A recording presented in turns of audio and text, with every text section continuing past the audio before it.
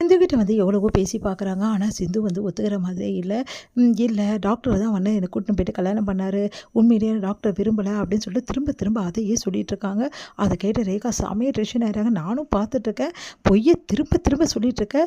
ஒரு வாட்டி கூட உண்மைய சொல்ல மாட்டேங்கிற. என்ன நினைச்சிட்டு இருக்க உன் மனசுல அப்படின்னு சொல்லிட்டு கேட்குறாங்க. மேடம் நான் சொல்றது தான் மேடம் உண்மை அப்படின்னு சொல்லிட்டு இருக்காங்க. செம்ம டென்ஷன் ஆக்குறாங்க ரேகாவ. உடனே ரேகா செமையா டென்ஷன் ஆயிடுறாங்க. உடனே போட்டு நல்லா போட்டு செம்ம அடி அடிச்சுடுறாங்க. உடனே சிந்து அப்படியே சுருண்டு விழுறாங்க. அப்படியே போட்டு நல்லா வந்து எல்லாரும் போட்டு அடிக்கிறாங்க சிந்துவை. ஒரு கட்டத்துக்கு மேலே நிறுத்துங்க அப்படின்ட்டாங்க ரேகா.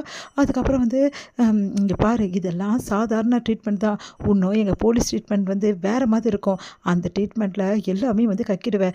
உனக்கு ஒரு 5 நிமிஷம் டைம் கொடுக்குறேன். அதுக்குள்ளேயும் இந்த வலி பொறுக்க முடியாது. இப்போ இன்னும் வலி அதிகமாக ஆகிறதுக்குள்ளேயும் உண்மையை சொல்லிவிடு. அப்படி நீ சொல்லலைன்னு வச்சுக்கோயேன், அதுக்கப்புறம் வாழ்க்கையில் பெரிய பெரிய வந்து வலி அனுபவிக்க வேண்டியது இருக்கும். அந்த வலியை உன்னால் தாங்க முடியாது. ஏன்னா போலீஸ் ட்ரீட்மெண்ட் பற்றி உனக்கு தெரியாது அப்படின்னு சொல்லிட்டு போகிறாங்க. அதை கேட்டு அழுதுகிட்டே இருக்காங்க சிந்து. இதை பார்த்துட்டு வந்து சிவாவுக்கு ஒன்றும் புரியல. அவருக்கு ஒன்றும் புரியாமல் அப்படியே நிற்கிறாரு. இவளுக்கு இதெல்லாம் வேணும். இன்னும் எவ்வளோ கொடுக்கணுமோ அவ்வளோ கொடுங்க. பத்தாது மேடம், இன்னும் என்னென்ன ட்ரீட்மெண்ட் கொடுக்கணுமோ அவ்வளோ கொடுங்க அப்படின்னு சொல்லிகிட்டே இருக்காங்க ஸ்னேகா. இதை கேட்டு வந்து எங்களுக்கு தெரியும், நீங்கள் அமைதியாக இருங்க அப்படின்றாங்க ரேகா. ரேகா கிட்ட வந்து பேசுகிறாரு நம்ம சிவா. என்ன மேடம் அவள் ஏதோ உண்மையை சொன்னாலா? அவ்வளோ அடி அடிக்கிறோங்க. வேற ஒரு பொண்ணாக இருந்தால் இந்நேரம் எல்லா உண்மையும் கக்கிருப்பா. ஒரு அடிக்கே தாங்க மாட்டாங்க போலீஸ் அடி. இவ்வளோ போலீஸ் அடிக்கிறோம், இவ்வளோ வந்து அந்த அளவு வந்து அவளுக்கு பெயினாக இருக்கும்.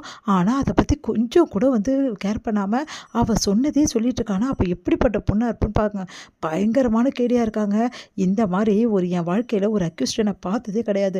நான் எவ்வளோ பேர் டீல் பண்ணியிருக்கேன். ஆனால் இந்த மாதிரி ஒரு ஆளை நான் பார்த்ததே கிடையாதுங்க அப்படின்னோடனே அதிர்ச்சி அடைகிறாரு. மேடம் அப்போது உண்மையை சொல்லணும் அவ்வளோதானா? இங்கே பாருங்கள், நம்மக்கிட்ட வலுவான சாட்சியெல்லாம் ஒன்றும் கிடையாது. ஜஸ்ட்டு நம்ம அங்கே போனோம், அங்கே இருக்கிறவங்களாம் பார்க்கலன்னு சொன்னாங்க. மற்றபடி இப்போ அவளே ஒத்துக்கினா தான் எதுவாக இருந்தாலும். அப்படியா ஒத்துக்கலைன்னா வேறு ஏதாவது வந்து சாட்சி நம்மளுக்கு வேணும்.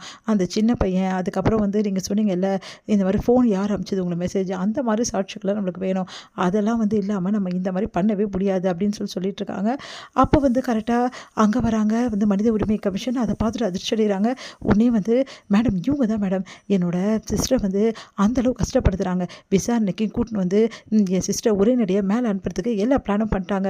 அவங்க என்ன கண்ணில் கூட எங்களுக்கு காட்ட மாட்டேங்கிறாங்க அப்படின்னு சொல்லிட்டு பைரவி வந்து கம்ப்ளைண்ட் கொடுக்குறாங்க. அதை பார்த்து எல்லாம் அதிர்ச்சி அடைகிறாங்க. மேடம் என்ன மேடம் இதெல்லாம்? விசாரணைக்காக ஒரு பொண்ணை கூட்டிகிட்டு வந்துட்டு இந்த மாதிரி சித்திரவதை பண்ணுறீங்களாமே, எங்களுக்கு கம்ப்ளைண்ட் வந்திருக்கு, அந்த பொண்ணை எங்கள் கண்ணில் காட்டுங்க அப்படின்றாங்க.